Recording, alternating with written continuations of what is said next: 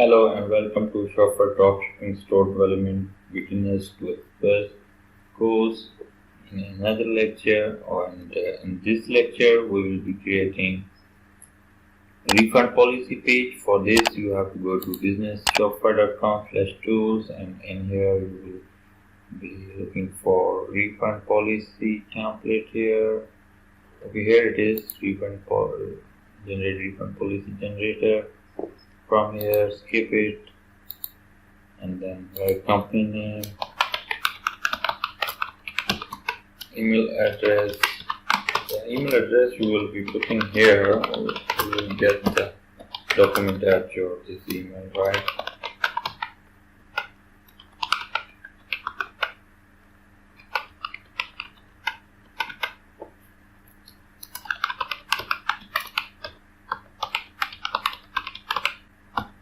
You can write your custom domain name here instead of my Shopify, and then send my return policy.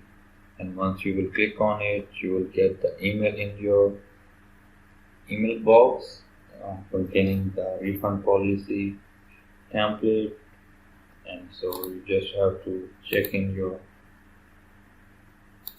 email. Okay, once it came, we will be back.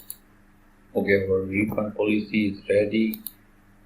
We'll just click on it. We'll just click on it here at this link, and here you see refund policy. Just copy it to the clipboard. Going to our store, and then the pages, we are just writing the title, refund policy, and in here we can simply paste this and save on it, and then you can see, boom, our refund policy page has been created with all the data we have entered. Thank you for watching. Bye.